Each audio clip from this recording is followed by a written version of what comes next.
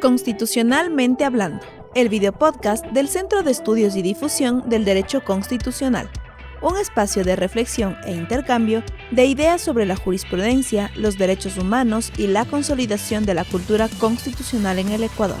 En el episodio anterior, hablamos sobre el control de constitucionalidad con los abogados Sebastián López y André Benavides. En este nuevo episodio, conversaremos con Andrés Cervantes, Patricia Sotomayor y Carolina Vaca, expertos en Derecho Constitucional. Bienvenidas y bienvenidos. El día de hoy hablaremos sobre el proceso de selección de garantías con tres invitados que tienen una destacada trayectoria en el ejercicio del derecho constitucional. Andrés Cervantes, quien es abogado por la Universidad de Especialidades Espíritu Santo, máster en Derecho Constitucional por la Universidad de Valencia, máster en Ciencias Jurídicas Avanzadas por la Universidad Pompeu Fabra y PhD en Derecho por la misma universidad. Es socio de Apolo Abogados y dirige el Departamento de Derecho Público de la firma. Es autor de varios libros y artículos sobre derechos fundamentales y derecho procesal. Se desempeña como profesor de grado y de posgrado de Derecho Constitucional y Procesal en diferentes universidades del país. Patricia Sotomayor, quien es abogada por la Universidad Católica Santiago de Guayaquil, especialista en Derecho Constitucional por la Universidad de Especialidades Espíritu Santo y especialista en Derecho Procesal en la Universidad de Buenos Aires, Argentina. Tiene 2 maestrías en Política Comparada y en Ciencia Política y es candidata a doctora en Ciencia Política en la Pontificia Universidad Católica de Chile. Ha sido docente y dirigido equipos de investigación en varios organismos estatales en Ecuador. También se ha desempeñado como asistente de investigación para organismos y proyectos internacionales. Carolina Vaca, quien es abogada por la Universidad de las Américas, tiene una maestría en Ciencias Sociales con mención en Género y Desarrollo por Flaxo, magíster y especialista en Derecho Constitucional por la Universidad Andina Simón Bolívar. Ha trabajado en ACNUR, el ex Consejo Nacional de la Niñez y Adolescencia. Fue asesora en la Asamblea Nacional y secretaria relatora de la Comisión de Justicia y Estructura del Estado. Fue directora de la Dirección de la Comisión de la Verdad y Derechos Humanos de la Fiscalía General del Estado. Ha sido docente universitaria, consultora, perito en género y derecho constitucional y actualmente es coordinadora jurisdiccional de selección y revisión de garantías constitucionales de esta Corte. Como una de las facultades nuevas y más importantes de la Corte Constitucional, a partir del sistema constitucional del 2008, tenemos la selección, permitiendo a través de este mecanismo que se pueda hacer un examen acerca de la suficiencia y corrección de las decisiones pronunciadas por las juezas, jueces y tribunales de instancia, así como la creación de precedentes constitucionales vinculantes. Con esta brevísima reflexión, quisiera empezar preguntando a la doctora Carolina Vaca lo siguiente. ¿Cuál ha sido, en líneas generales, la labor desplegada por la Corte Constitucional en el desarrollo de jurisprudencia vinculante en materia de derechos y garantías constitucionales a través de la competencia de selección? Doctora. Hola con todos, con todas, qué gusto estar en este espacio de difusión del derecho y qué importante que podamos difundir el proceso de selección y revisión de garantías que me atrevo a decir que no es conocido del todo o no es entendido del todo. Porque justamente es una competencia relativamente joven para la Corte Constitucional y que más bien ha tenido su fuerza o ha tomado más fuerza durante estas últimas conformaciones de la Corte del año 2019 acá, que tenemos hasta ahora un promedio de 60 sentencias de revisión que emitió esta Corte Constitucional y pues antes el número era significativamente menor. Este proceso es un proceso que en términos coloquiales podemos decir que es poderoso. ¿A qué me refiero?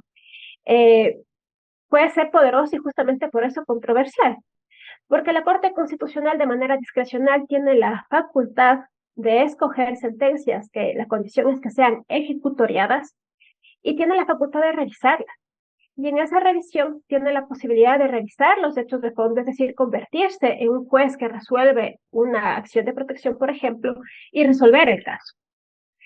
O bien, tiene otro camino que es, a partir de los hechos del caso, no resolver los hechos del fondo del caso, sino más bien dictar reglas o dictar una sentencia que sirva para casos análogos en el futuro. Entonces, por eso podemos decir que es un procedimiento, un proceso que puede ser controversial en tanto entra en discusión qué pasa con la seguridad jurídica si se trata de una sentencia ejecutoriada, luego viene un órgano que selecciona discrecionalmente y me cambia la sentencia o me ratifica la sentencia, o a partir de esa sentencia me dice cómo tengo que resolver en el futuro para otros casos. Eso en poquísimas palabras podría definir de qué se trata esta competencia constitucional que tiene la Corte y de la que ya ha venido trabajando. Y en ese trabajo nosotros podemos ver que hay sentencias de las que justamente ha revisado los hechos y ha revocado una sentencia y ha dictado una nueva sentencia, o en otros casos en los que más bien ha comenzado a ejercer una suerte de lineamientos de lo que tendría que ser la política pública para garantizar determinados derechos. Eso pues en la marcha de la historia y según cómo también se va desarrollando el derecho constitucional aquí en el Ecuador y se van fortaleciendo las instituciones, veremos si es que efectivamente eso tiene un resultado positivo o más bien dificulta el trabajo jurisdiccional de los jueces y también el trabajo del Estado para garantizar derechos a partir de lo que la Corte Constitucional ha dicho que son los parámetros o los estándares que debe seguir para una política pública.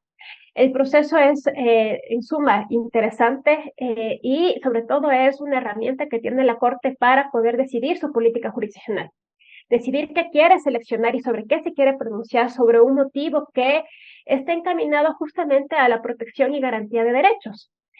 Un ejemplo de eso es la sentencia que trata sobre el Cuadro Nacional de Medicinas Básicas, en los que la Corte seleccionó un grupo de casos que tenían exactamente los mismos hechos fácticos y decidió resolverlos no de manera unitaria, sino que más bien hizo un análisis en un contexto general del problema para decir, bueno, de aquí en adelante los jueces que resuelven estos casos deben resolverlos de esta manera o por este camino.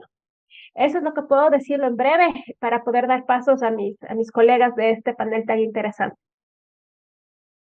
Doctor Cervantes, ¿por qué considera que es importante el proceso de selección de la Corte Constitucional?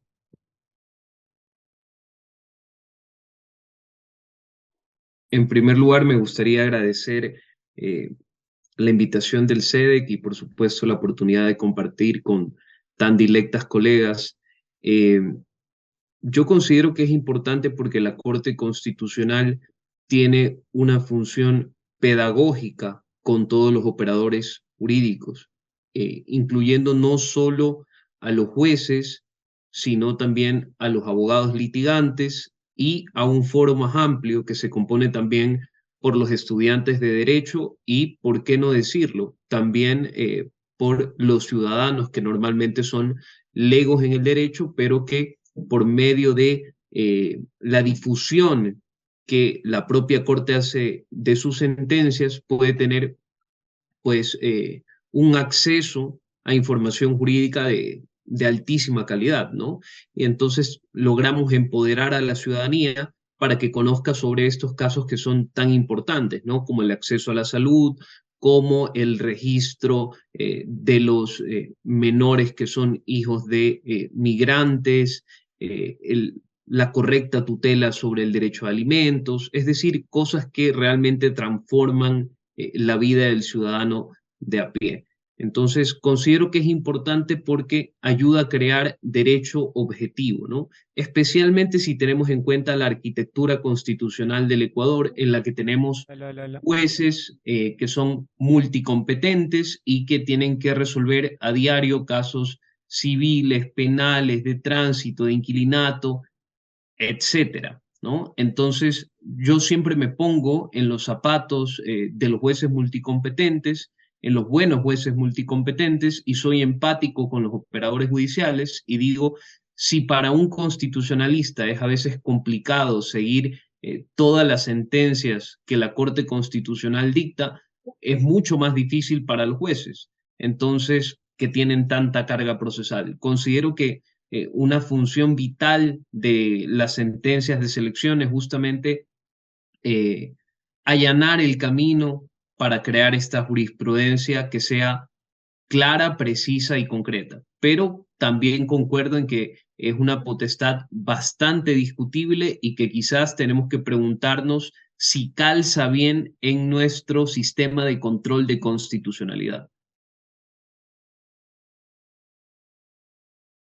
Doctora Sotomayor, bajo su criterio, ¿qué hace destacable al proceso de selección de la Corte Constitucional? Bien, antes que nada, quiero agradecerles por la invitación y celebrar este tipo de espacios, ¿no? Que son tan necesarios para la comunidad académica. Creo que me sumo un poco a lo que había dicho ya Carolina y Andrés en el sentido de que digamos, la relevancia de esta competencia no viene precisamente porque dota pues a los jueces de esta alta corte de esta discrecionalidad, ¿cierto? Para seleccionar casos provenientes, digamos, de todas estas, de los jueces, en la atención de causas jurisdiccionales por la relevancia, por la novedad, porque se ha desatendido un precedente, ¿cierto? Entonces, en ese sentido, el tribunal o la Corte Constitucional cumple una labor cohesionadora del derecho, dando derecho objetivo, ¿cierto?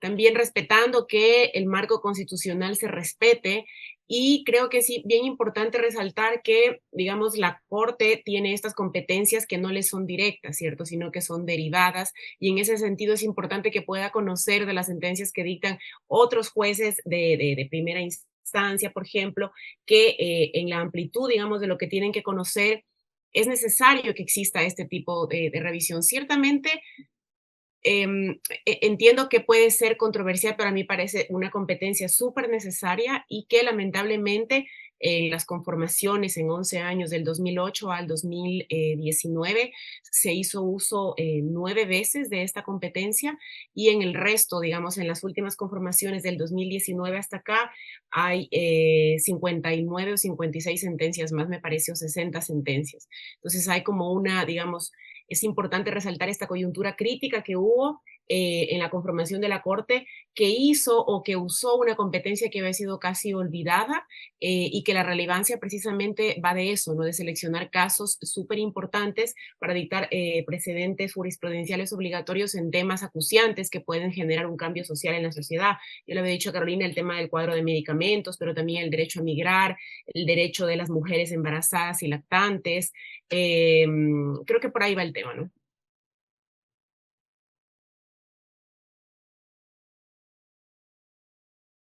La siguiente inquietud es para la doctora Vaca. ¿Cuáles son los pasos, ¿no? Que al interno de la Corte Constitucional sigue el proceso de selección? Y de garantías nos dice en el artículo 25 cuál es la competencia y que tenemos los criterios de selección. Tenemos el reglamento de sustanciación de la Corte que nos da unos pasos adicionales.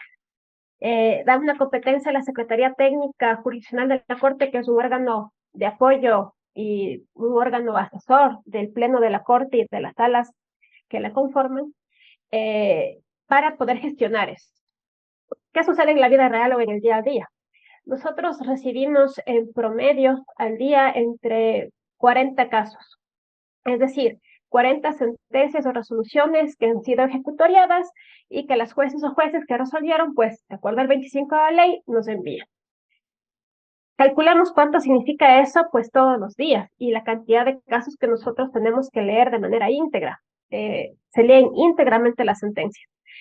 Y esas sentencias leídas íntegramente pasan por un proceso de análisis para obtener ciertos datos que luego sirvan de insumo para que los jueces y jueces constitucionales puedan decidir qué casos son los que deberían ser seleccionados.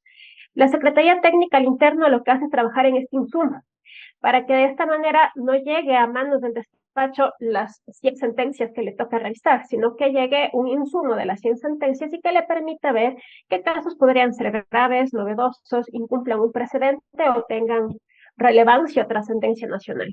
Al interno de la Corte, básicamente es un trabajo por filtros. Aquí en la Secretaría se procesa absolutamente toda la información. Toda esa información es compartida con los despachos. Las jueces y jueces tienen un delegado que conforma un comité asesor de la Corte Constitucional de la Sala de Selección, que a su vez trabaja con la Secretaría. Y de los casos que nosotros entregamos por periodos trimestrales, que es lo que trabajamos, ellos deciden cuáles casos serían los que cumplen esos criterios. Posteriormente existe un trabajo, una reunión de trabajo en la que nosotros vamos analizando los casos que los despachos han identificado para validar entre los 9 despachos de las jueces y jueces si es que efectivamente esos casos cumplen o no con los criterios de selección. Y una vez que se ha validado esa información y esos criterios, por ejemplo, de los 100 casos que se presentaron, puede ser que apenas 3 sean objeto de un informe, y un informe que contiene una recomendación para que sea seleccionado. Eso pasa a manos de las jueces y jueces que conforman la sala de selección, pero también de las demás jueces y jueces que tienen acceso a esta información. Pero la información no solamente se limita al análisis de los 3 casos que tuvieron una recomendación, sino que tienen acceso a todos los otros 97 casos que no fueron objeto de recomendación, pero que tienen una base de datos en la que pueden saber de qué se trata y qué se resolvió en esos casos. Este informe es el insumo de trabajo para la sala de selección que sesiona. Tenemos nosotros una sala que sesiona cada 30 días. Estas son simultáneas, no son simultáneas, sino que sesiona una sala, sesiona la segunda sala, sesiona la tercera y se vuelven a sortear salas. Y cada sala conoce los insumos y a partir de ahí decide seleccionar los casos. Entonces, lo que puedo yo contarles de cómo funciona al interno es un trabajo enorme por la cantidad de casos, tomando en cuenta que primero nos podemos comparar con nuestro vecino colombiano en la cantidad de casos que recibe. Y segundo, nosotros tenemos conocimiento de que no recibimos todo lo que deberíamos recibir, no todo lo que se resuelve y tiene sentencia ejecutoriada ingresa a la corte. Ingresa un número importante, ese número siempre se incrementa, sin embargo no llega a todo. Y ahí pues viene una de las discusiones que podríamos tener. ¿Qué debería decir la ley para que esa obligación sea cumplida? Porque está la ley y la obligación, pero pues no existe ninguna consecuencia en el incumplimiento de esa norma. Eso es lo que les puedo contar en breves rasgos de cómo se trabaja al interno. Doctora, en la línea de lo por usted manifestado, se ha podido ver que en algunos casos se emite una inadmisión en una acción extraordinaria de protección, pero se decide pasarlo a selección para que posiblemente sea objeto de este proceso. No sé si en números o frecuencias nos podría aportar un poco más sobre esta situación particular que se da a veces. Frecuente, aunque en números no equivale a lo que ingresa normalmente por el sistema de selección, por el proceso de selección. ¿Y qué es lo que pasa aquí? Y es una discusión al interno de la Corte y seguramente tiene que ser o es una discusión afuera de la Corte con los profesionales del derecho.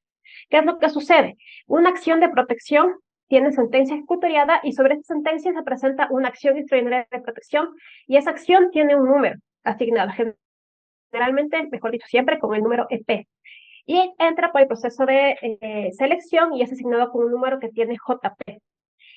A diferencia de la EP, la JP ingresa porque la ley dice que tiene que ingresar, mientras que la EP es ingresada pues porque una persona presenta una demanda de acción extraordinaria de protección sobre la sentencia.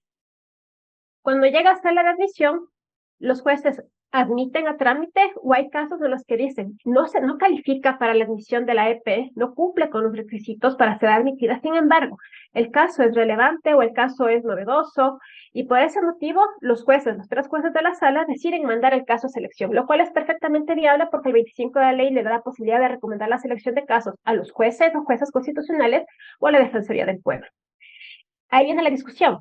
Al parecer existiría una duplicidad de vías para un criterio. Por otro criterio será que no, porque simplemente la EP resuelve una cosa y la JP podría resolver otra cosa si es que fuera seleccionada. Pero ¿qué pasa si es que en la AEP, por cumplir los requisitos, hay mérito y revisa el fondo del caso? Seguramente la J no es necesaria. Y pues viene esta discusión en la que podríamos también caer respecto a que, bueno, entonces no deberían existir AEP sobre acciones de protección porque ya existe la vía de selección, o se pueden acumular ambas, o el JP absorbe a la EP y tendría que resolverse todo por la JP. Es una discusión que la Corte todavía no la ha resuelto y más bien lo que ha ido haciendo es resolver caso por caso.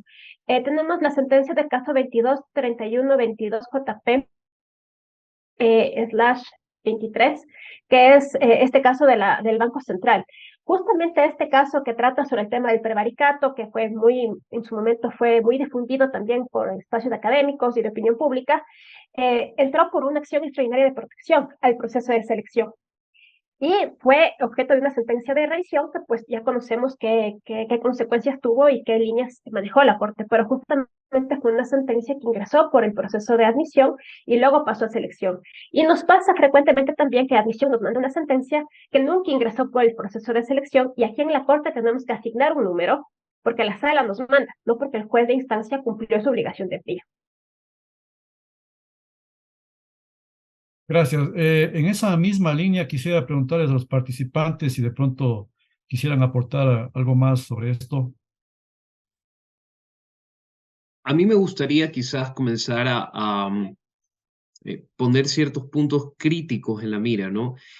Tenemos una sentencia de la Corte Constitucional que es la 159-11-JH/19, que trata el tema sobre el habeas corpus y las personas en movilidad, ¿no? Esa sentencia a mí me parece muy curiosa desde el punto de vista de la autocontención del poder de la Corte Constitucional, porque la Corte Constitucional en definitiva es la intérprete última de la Constitución y de la Ley Orgánica de Garantías Jurisdiccionales. Pero aún así la Corte debe tener al menos ciertas limitaciones para que su poder no se vuelva intolerable en una democracia. Y justamente la Ley Orgánica de Garantías señala ciertos términos en los cuales se tienen que ejercer las competencias de selección y revisión. Y se nos señala que si un caso no es seleccionado dentro de 20 días, se entiende pues que no va a ser revisado, ¿no? Y esto tiene mucha consonancia con el tema de la seguridad jurídica, visto desde la perspectiva del ciudadano que gana una acción de protección en primera, en segunda instancia, que la Corte Constitucional inadmite la acción extraordinaria de protección y luego de 2 o 3 años tiene que volver a relitigar el caso en la Corte Constitucional, a pesar de que la Corte y que la ley, pues, le llevarían a concluir que el caso no fue seleccionado. Esta decisión a mí sí me parece crítica en el sentido de que en un par de párrafos de la sentencia se decide declarar inaplicable la Ley Orgánica de Garantías Jurisdiccionales y los términos que el legislador le otorgó a la Corte para que ejerza sus competencias. Y se alega un poco la sobrecarga procesal que existe, entre otros argumentos, ¿no?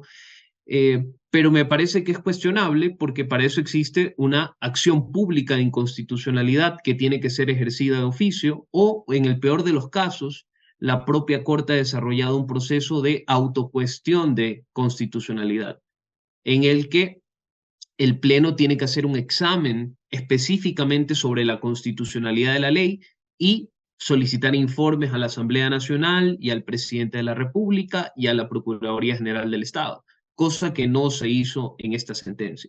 Entonces, yo sí veo con cierta preocupación también que este poder de selección y revisión pudiera ser objeto de abuso, no por esta conformación de la Corte, sino quizás por tribunales constitucionales o cortes constitucionales que llegan a ser cooptadas por el poder político, ¿no? Porque permite eventualmente revisar cualquier caso sin límites de tiempo, y eso es muy peligroso. Y luego lo que comentaba la doctora Vaca, ¿no? Efectivamente, un caso tan importante como el que inaugura el prevaricato para los jueces de garantías jurisdiccionales, o más bien aclara la doctrina de la Corte Constitucional en ese punto, si no me falla la memoria, la acción extraordinaria de protección fue inadmitida.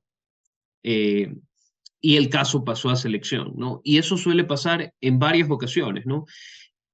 Y yo creo que eso nos lleva a poner el dedo sobre la llaga. ¿Por qué la acción extraordinaria de protección fue inadmitida? Si nosotros revisamos muchas acciones extraordinarias de protección que tienen que ver con graves desnaturalizaciones a garantías jurisdiccionales, vamos a encontrar casos que debieron ser admitidos, pero que por alguna razón u otra no lo fueron, ¿no? Entonces, ahí está el problema, ¿no? En que no logramos comprender muy bien cómo se compaginan la acción extraordinaria de protección con el sistema de selección y de revisión, porque en definitiva la Corte Constitucional crea jurisprudencia en todas y cada una de sus sentencias. Si el sistema de acción extraordinaria de protección funcionara perfectamente, quizás el sistema de selección y revisión no fuera necesario. Y por eso es que insisto en que tenemos que preguntarnos de dónde viene esta facultad, ¿no? Y lo más probable es que encontremos su origen en Estados Unidos con la potestad de certiorari de la Corte Suprema, pero es precisamente porque allí no existe una especie de acción extraordinaria de protección. Lo que quiero decir es que se trata de una institución jurídica que ha sido injertada en nuestro ordenamiento y que siempre va a tener estos roces con la acción extraordinaria, porque no pueden convivir perfectamente juntas. Doctora Sotomayor, tal vez algún criterio adicional sobre este punto. Sí, me gustaría agregar dos cuestiones. La primera es que ciertamente, por ejemplo, en esta sentencia que mencionó Andrés, existe esta, digamos, inaplicabilidad del plazo que tiene la Corte, precisamente esta limitación que le impone el legislador para poder revisar los casos, ¿no? Y es necesario en ese sentido dotar, digamos, respetar estos límites jurisdiccionales que tiene la Corte de cara a que precisamente creo que ahí vienen, digamos, muchas cuestiones que se tienen que discutir. Y la primera es que las cortes constitucionales, como las que tienen en sus manos, por ejemplo, la revisión de política pública que emiten otras funciones del Estado siempre va a querer ser cooptada. Y en ese sentido, los mecanismos de descentralización del poder de cara a, por ejemplo, nominar a los jueces no siempre garantizan esa falta de cooptación. Ecuador es un claro ejemplo de ello, no tiene un mecanismo descentralizado, tres funciones del Estado, comisión calificadora, y sin embargo eso no garantizó durante mucho tiempo cierta cooptación. Entonces, en ese sentido, es necesario que estos límites institucionales se respeten de cara a que precisamente cuando exista, por ejemplo, gobierno mayoritario en democracias débiles y una institucionalidad de calidad media, esta acción puede ser, esta competencia puede ser usada precisamente para seleccionar casos, digamos, rompiendo ciertos límites. Y la otra cosa que me parece importante discutir es el incumplimiento del que hablaba Carolina sobre que no todos los jueces remiten las sentencias a la Corte Constitucional, ¿no? Y ahí sí, digamos, buscar ciertos mecanismos disciplinarios para que esta atribución sea cumplida. Recordemos, por ejemplo, que en Colombia, que tiene la facultad de revisión y selección de sentencias, pero para la tutela llegan aproximadamente 2.700 sentencias por día a la Corte Constitucional. Bueno, pero ellos tienen todo un sistema de inteligencia artificial para poder seleccionar las sentencias, ¿cierto? Estamos hablando de muchísimos más jueces, ciertamente, pero tienen que haber mecanismos que puedan, digamos, monitorear las sentencias que son emitidas y que sean remitidas efectivamente a la Corte Constitucional. Creo que ese es un tema bien importante sobre el que no se ha cuestionado tanto, precisamente porque lo que empezamos diciendo es una competencia que fue un poco relegada, olvidada, no fue usada, ¿cierto? Porque la propia, digamos, ley de garantías jurisdiccionales la pone como un poco discrecional en ese sentido, pero que cuando se activa tiene que ser usada tal cual la ley, digamos, los límites que le ha impuesto el legislador desde su origen. Gracias, doctora Sotomayor. Doctora Carolina, ¿alguna situación por acotar en esto? Solamente una precisión respecto a lo que comentó Andrés sobre el tema del plazo, porque es una cuestión, sí es trascendental. La ley es clarísima, te dice 40 días, si es que no está entre los 40 días, se puede revisar. Y en esta JH la Corte hace una excepción. Pero ahí yo quería precisar sobre cómo se ha ido tejiendo a través de selección el tema de las excepciones de estos 40 días, porque para el momento de la revisión de un caso, pues los 40 días terminan siendo un límite. ¿Y qué es lo primero que identificó la Corte en esta JH? Que había una vulneración de derechos que persistía. Y si es que la Corte no tutelaba los derechos y no resolvía la garantía, esa persona continuaba con su vulneración de derechos sin que el Estado tutele sus derechos. Pero les pongo también otro ejemplo, porque existe otra sentencia de la Corte que en cambio no tiene que ver con la cuestión de garantía de derechos en estricto sentido, sino que es un caso en el que a través de una acción de protección se hace la declaratoria de prescripción adquisitiva de dominio, lo cual constituye una evidente desnaturalización una cuestión que no puede ser objeto de una acción de protección. Sin embargo, había una acción de protección que declaró la prescripción adquisitiva y dispuso que se inscriba determinados bienes en el registro de la propiedad. Y la Corte dice, bueno, o sea, esto no es que puedo ver, si ya tengo seleccionado el caso, no es que no puedo revisarlo y revocar esa sentencia, porque existe una evidente desnaturalización. Eso quiere decir que la Corte, a través de su jurisprudencia, se ha ido poniendo límites respecto justamente al tema del plazo para la revisión, porque como les decía en un momento, la revisión no siempre se hace de caso de fondo, sino que se coge los hechos del caso y a partir del caso se dicta sentencia para casos análogos en el futuro, pero hay otros en los que la Corte sí ha entrado. Y como bien puedo yo señalar, operativamente la Corte no tiene la capacidad para revisar los casos y cumplir siempre los 40 días. Es un plazo que no es real respecto a la parte pragmática que tiene el organismo. Pero justamente por eso la Corte se pone límites. La misma Corte se pone límites. No puede revisar casos porque le parece, sino que la misma jurisprudencia ha ido poniendo candados a esa revisión. Creo que era una cuestión que valía la pena.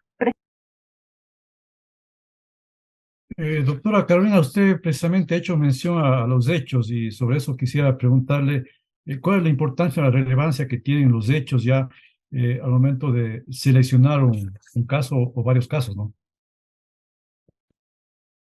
Los hechos son fundamentales para la selección de un caso, porque básicamente a partir de los hechos podemos identificar si se trata de una vulneración de derechos y si esa vulneración de derechos es grave, es un asunto novedoso, es un asunto que tiene relevancia, o por cómo fue resuelto un caso, eso constituye un cumplimiento de precedente de la misma Corte.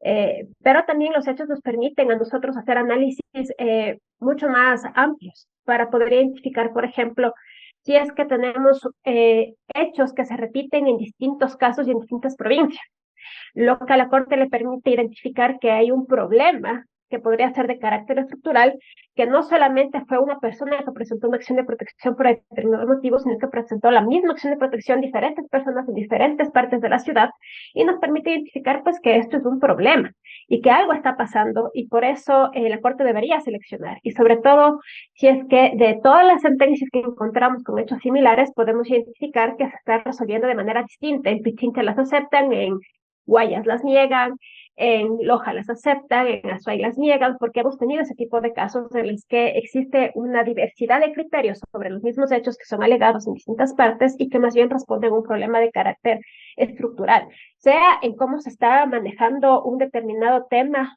jurisdiccional o sea alguna grave vulneración de derechos. Particularmente en este año, yo lo que puedo señalar que se identificó en la Corte, más allá de que ha sido un asunto de opinión pública y de medios de comunicación y de debate, las constantes formas de abuso de derecho y de desnaturalización de las garantías de manera en las que uno no se podría ni siquiera imaginar que puede suceder. Sin embargo, comenzó a pasar y nuestro trabajo fue identificar en qué provincias, qué jueces, dónde y por qué motivos estaban desnaturalizando los casos y en qué contextos, para poder decirles a los jueces y juezas técnicamente este es el insumo que hemos encontrado a partir de los hechos que hemos identificado.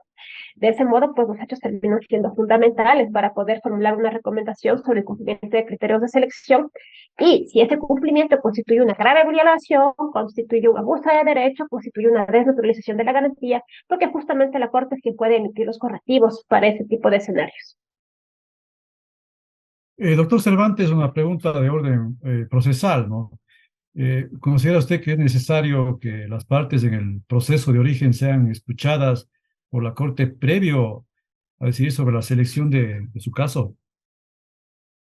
Gracias por la pregunta. Antes de atajar esa cuestión que es muy importante, quería referirme a la cuestión de nuevo de la autolimitación de las competencias, ¿no? Como dijo la doctora Vaca, la Corte Constitucional crea excepciones al artículo 25 y lo hace de forma motivada, ¿no? Y la primera excepción que creó es que exista una grave vulneración de derechos que no haya sido reparada, ¿no? Pero luego ha ido creando más.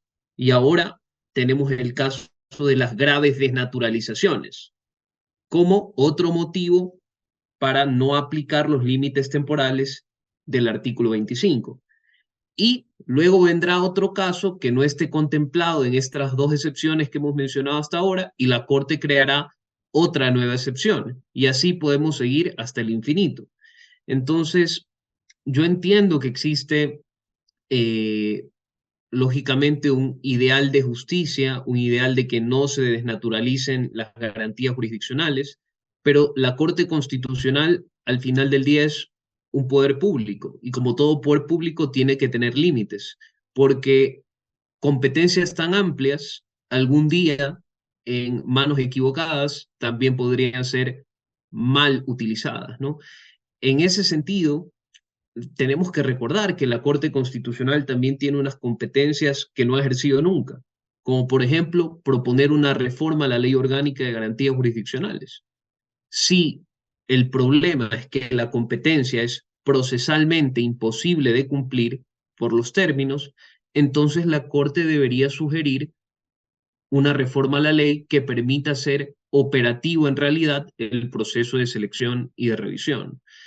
Pero desde el punto de la seguridad jurídica, yo sí considero que ir creando excepciones a la aplicación de la ley en virtud de sentencias que se van dictando caso por caso para las propias competencias puede llegar a ser peligroso, ¿no? Y luego la otra pregunta que hiciste, Rubén, es muy importante. ¿Qué función tienen los hechos del caso? De nuevo, tiene mucho que ver con la autocontención y con la limitación del poder público, ¿no? Porque, lógicamente, si la Corte Constitucional analiza un caso en abstracto y se tiene que pronunciar sobre el derecho a la salud, por ejemplo, o el derecho o los derechos de las personas migrantes, entre otros, para mí los hechos tienen una función muy importante, ¿no? Porque hay un dicho en Estados Unidos que utilizan los juristas que es bastante conocido, ¿no? Hard cases make bad law. Entonces, quizás por intentar dar saltos agigantados y por tratar de desarrollar todos los derechos, quizás podemos equivocarnos, ¿no? Y quizás es mejor ir construyendo la jurisprudencia paso a paso, digamos, caso concreto a caso concreto, pero a pie seguro, ¿no? Y pienso que por eso es que la ley exige que la Corte Constitucional se tenga que pronunciar en función de los hechos concretos de una causa, para que tampoco existan pronunciamientos excesivos o que no hayan sido analizados con suficiente reflexión. Y lo de tener que escuchar a las partes procesales, bueno, aquí de nuevo hay una gran discusión, porque como sabemos, una sentencia de selección y revisión puede tener dos efectos: o erga omnes y no resuelve el caso concreto y por tanto solo dicta pautas jurisprudenciales para el futuro, o la Corte Constitucional hace un análisis de mérito y resuelve el fondo del caso. Yo pienso que en cualquier situación siempre se tiene que contar con las partes procesales del juicio originario, por una sencilla razón: no sabes qué es lo que va a hacer la Corte, si dictar una sentencia de mérito o una sentencia con efectos erga omnes. Entonces, para mí, a fin de garantizar el derecho a la defensa, pues es fundamental siempre contar con ellas, y entiendo también que ya hay sentencias de la Corte Constitucional que establecen esta obligación, ¿no? Y para concluir esta intervención, todo lo que hemos conversado hasta ahora nos deja cuenta de que la Ley Orgánica de Garantías Jurisdiccionales, digamos, se quedó en el pasado, en el sentido de que si no es el 80, el 90% del derecho procesal constitucional no está en la ley, está en la jurisprudencia de la Corte Constitucional. Pero para los operadores jurídicos, estudiantes, abogados, la ley en nuestra tradición civil romano-germánica es la fuente primordial de acceso al conocimiento jurídico. Entonces, yo siempre abogo por plasmar en la ley todo lo que actualmente está disperso en la jurisprudencia. Doctora Sotomayor, sin perjuicio de las debidas, si usted considera acotaciones sobre el punto que estamos tratando, le quisiera igual formar la siguiente pregunta, que también lo hice con Andrés, que es también de carácter procesal, ¿no? Si considera que es necesario que las partes en el proceso de origen sean escuchadas por la Corte previo a decidir sobre la selección de su caso. Sí, creo que hay dos cuestiones ahí. La una, que si bien es deseable que las partes sean escuchadas, tanto si se va a dictar una sentencia de mérito o no, me parece que pragmáticamente hablando sería muy difícil implementar una cuestión así, digamos, de manera general o de manera obligatoria para todos los casos de selección. Yo creo que la competencia de selección, por ejemplo, debe ser articulada o debe ser revisada la ley por todas las cosas que hemos visto aquí, ¿no? No, primero, que no se remiten todos los casos de los jueces de instancias inferiores a la Corte Constitucional. Segundo, que existe esta convivencia incómoda con la acción extraordinaria de protección, que ha sido una figura que ha ocasionado, digamos, quizás esta cuestión de la autolimitación que hemos estado charlando, que ciertamente encuentra voces disidentes, digamos, hay quienes dicen que la Corte Constitucional está en su arbitrio de generar jurisprudencia vinculante y obligatoria, que lo hace con todas las sentencias, pero aquí particularmente, y que en ese sentido podría relajarse ciertos límites que se impusieron originalmente, y creo que eso debe ser articulado y revisado antes de imponer, por ejemplo, la obligatoriedad de escuchar a las partes, que podría de alguna manera generar un proceso un poco más tropezado. Ya lo había dicho Carolina hace un momento, digamos, pragmáticamente, si bien el plazo está establecido, es difícil cumplir, digamos, con esta revisión dentro de los plazos, ¿no? Entonces, creo que es deseable, en definitiva, pero que habría que revisar, digamos, para que no se convierta como en una piedra de toque del ejercicio de la competencia. Gracias. Doctora Carolina, ¿podría indicarnos sentencias surgidas del proceso de selección en donde se ha contribuido al desarrollo de las políticas públicas en favor de las mujeres?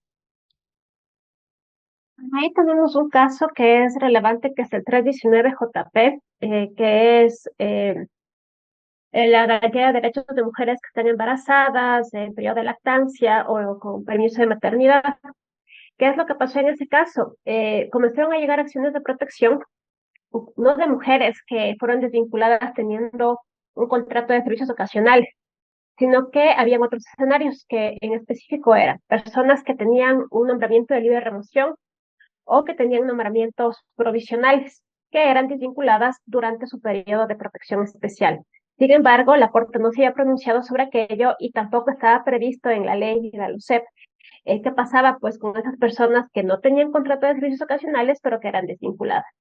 Lo interesante de este caso es que la Corte no resuelve los casos de manera individual, sino que hace un análisis general del problema y dicta reglas para casos futuros, regla estándares de política pública para los órganos competentes. Y lo novedoso es que lo hace a partir del derecho al cuidado que está en la Constitución del 2008.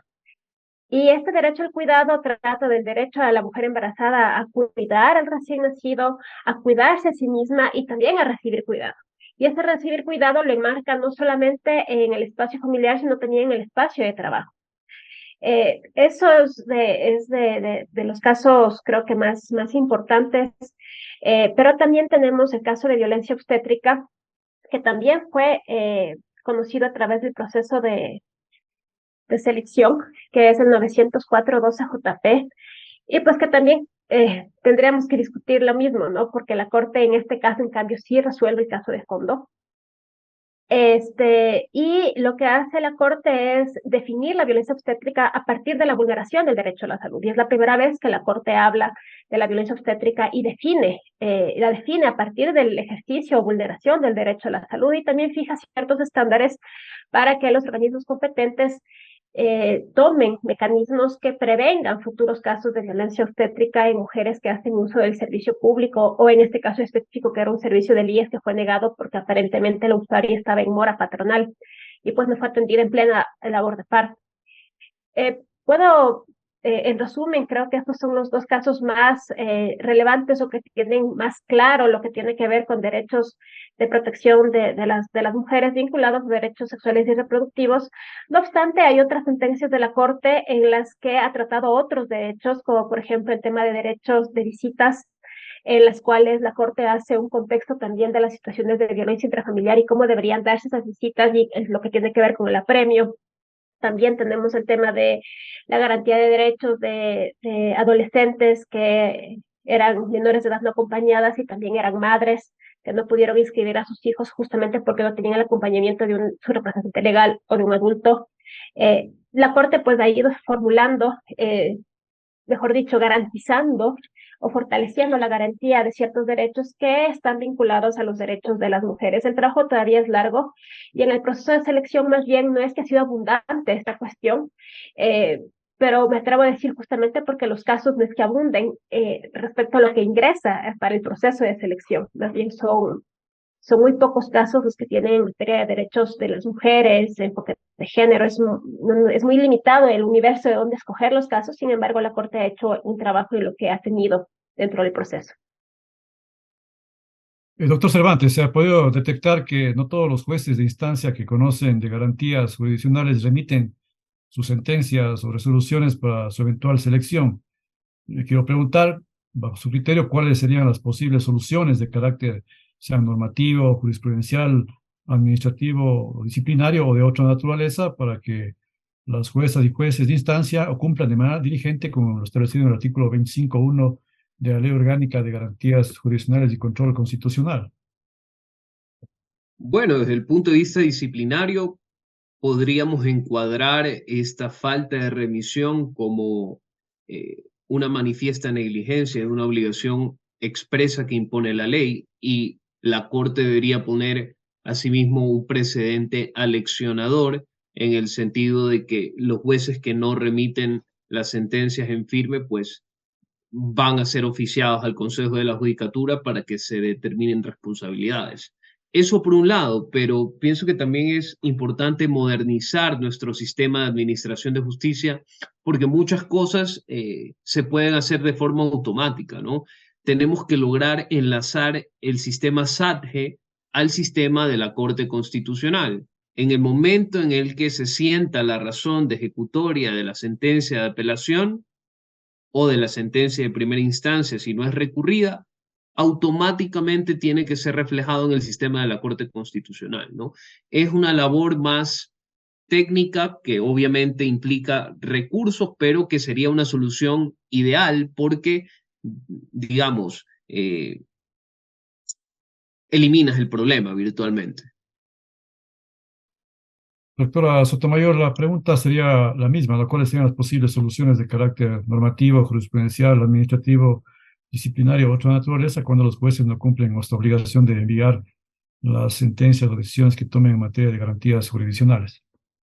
Sí, Rubén, y claro, habíamos hablado un poco del tema, ¿no? Me parece que es necesario, digamos, que exista un monitoreo y una integración de todo el sistema de cara primero a determinar o a identificar los puntos neurálgicos en donde se están generando los incumplimientos, qué sé yo, por provincias, por unidades, judiciales, para ver exactamente, digamos, contrastar, ¿no? Cuánto es lo que debería llegar versus lo que está llegando, detectar ciertos patrones de regularidad, ¿no? Y luego, pues siempre están los mecanismos disciplinarios de cara a, como esto es una obligación, digamos, impuesta en la ley de garantías jurisdiccionales, hacerla cumplir vía eso, ¿no? Primero la identificación y luego ciertos mecanismos disciplinarios, porque evidentemente se desnaturaliza también la competencia de selección, de revisión y selección, en el sentido de que al no contar con todo el universo que debería contar la Corte Constitucional, no puede hacer esta función integradora y cohesionadora, digamos, de los principios constitucionales, ¿no? Perfecto. Bueno, Andrés ya nos refería al tema de la modernización y quiero preguntarle a la doctora Carolina Vaca y también a los demás invitados, ¿no? Ya entrando en temas de innovación. Por ejemplo, en Colombia se utilizan programas de inteligencia artificial para cumplir con el proceso de selección. Entonces, ¿cuáles serían las ventajas y contras con miras a una futura utilización o implementación de esta tecnología para nuestros procesos de selección, doctora Vaca? Coincido con Andrés en el que todavía estamos utilizando herramientas que ya no responden pues a la realidad tecnológica y virtual que tenemos hoy en el mundo. Y puedo decir que es así, no tenemos un proceso automatizado todavía. La Corte está consciente de que tiene que tomar algunos mecanismos nuevos, tiene que actualizar y me atrevo a decir que el tema este de inteligencia artificial no creo que sea una cuestión que la Corte lo haya descartado. más bien es una cuestión que se lo tiene sobre la mesa. Tendrá la Corte que buscar las herramientas y los recursos de todo tipo para poder lograrlo, pero esta es una herramienta que yo considero que será de absoluta utilidad eh, por dos cosas. La primera, porque va a facilitar el trabajo operativo que realizan las personas, que muchas veces es un trabajo mecánico de ingreso de datos, de procesamiento de datos, de llenar matrices, de llenar documentos de Excel, cuando estas personas deberían estar haciendo o reforzando sus otras actividades más bien de carácter jurisdiccionales. Y por otro lado, pues ser una herramienta para buscar y encontrar la información de los casos que deben ser seleccionados porque cumplen los criterios de selección. Como les decía, el proceso actual es absolutamente manual y es sobre la base del procesamiento de información y de los insumos que crea un equipo técnico de personas, pero eso todo toma tiempo. Los tiempos podrían reducir, los tiempos podrían reducirse, los tiempos de la lectura de las sentencias podrían ser menores, lo que nos podría más bien a llevar a la identificación más precisa de qué casos sí deberían ser seleccionados o qué casos se está escapando del radar de la Corte Constitucional. El tema de la inteligencia artificial creo que es un paso que tenemos que dar como institución y que el país en general tendría que comenzar a evaluar porque es una herramienta que es positiva, siempre que tenga el uso y las credenciales, pues, que permite el mismo organismo, porque también puede tener usos sin duda que no cumplan el objetivo o que sean con otros fines, pero para los fines jurisdiccionales creo que va a ser una gran herramienta y particularmente para el proceso de selección que ingresan tantos casos, si es que se llegara a operativizar el intercambio de información con el Consejo de la Judicatura, pues el trabajo tendría que ser más automático, más en tiempo real. Y seguramente, si es que hablamos en el futuro de una reforma a la ley de garantías para modificar los plazos con un proceso automático, es posible que esos plazos se puedan cumplir también, ¿no? Los plazos que se puedan fijar de acuerdo a un examen un poco más técnico. Sí, doctor Cervantes, en el mismo sentido, ¿cuáles serían las ventajas y contras con miras a una futura utilización de esta tecnología para los procesos de selección? Bueno, la inteligencia artificial ahora está siendo objeto de una gran discusión por los constitucionalistas, ¿no? En el sentido de que, pues, podría implicar afectaciones al derecho a la propia imagen, al derecho al honor, a los derechos de propiedad intelectual, inclusive el derecho a no ser objeto de decisiones automatizadas, sino de decisiones que evalúen, que sean hechas en base a una evaluación de tu caso concreto, ¿no? Entonces, es un tema extremadamente amplio, pero en lo que existe consenso, al menos en el derecho europeo, es que la inteligencia artificial tiene que ser un auxilio, una herramienta, pero que la persona que toma la decisión siempre tiene que ser alguien de carne y hueso, ¿no? Y creo que en ese sentido, pues, de nuevo, sí que podrían haber grandes avances siempre y cuando logremos entrelazar el sistema SATGE y el sistema de la Corte Constitucional. Si tienes una inteligencia artificial que automáticamente de todas las sentencias que se dictan en garantías jurisdiccionales por los jueces ordinarios, haga un pequeño resumen que facilite el trabajo de los procesadores de la Corte Constitucional, que les resuma el caso y que les ahorre leer las sentencias y todo el expediente, o al menos tener un primer vistazo sobre lo que trata el proceso, habremos dado ya un gran avance, ¿no? Y también, pues, podemos tener un sistema de inteligencia artificial justamente basado en los propios criterios de la Corte Constitucional, la negación de precedentes. Configuras al sistema de inteligencia artificial para que automáticamente vaya eh, seleccionando o poniendo en la mira aquellas sentencias que declaran prescripciones adquisitivas de dominio por medio de acciones de protección o que, pues digamos, tengan estos casos tan claros de desnaturalización. Para mí sería fantástico si se hace, pero lógicamente requiere una inversión muy fuerte. Bueno, finalmente, para cerrar este podcast, también le haría la pregunta a la doctora Sotomayor sobre el uso de la inteligencia artificial en los procesos de selección. Sí, ciertamente es un tema controvertido, pero creo que, digamos, me parece deseable con los recaudos del caso, evidentemente, implementarlo. La Corte Constitucional colombiana lo usa para la selección de sentencias, por ejemplo, de tutela, y tuvo un proyecto piloto en el 2016. Ellos tienen un convenio con la UBA, con la Universidad de Buenos Aires, y otras instituciones, la de la Universidad del Rosario, por ejemplo.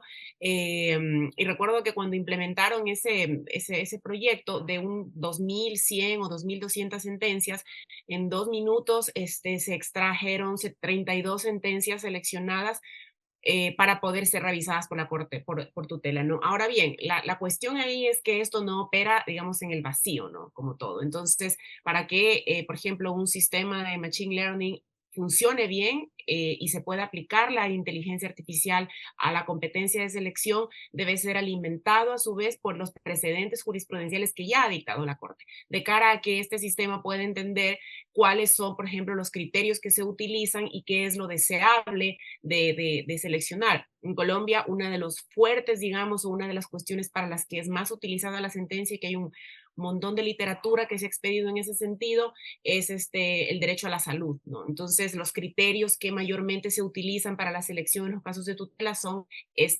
digamos, estos, derecho a la salud. Entonces, me parece deseable, claro, es una, como lo dijo Andrés, una inversión importantísima, pero que permitiría, digamos, avanzar a no quedarnos en esto, ¿no? En instituciones de papel, en plazos que se establecen en la ley pero que no se cumplen, en garantías súper amplias o súper, digamos, ambiciosas, pero que terminan operando en el vacío. El otro día leía que la Corte Constitucional del Ecuador, la Constitución del Ecuador, está encima de la media por 44 puntos respecto a consagración de derechos. La media en el mundo es 50 y en la Constitución de Ecuador tiene 99.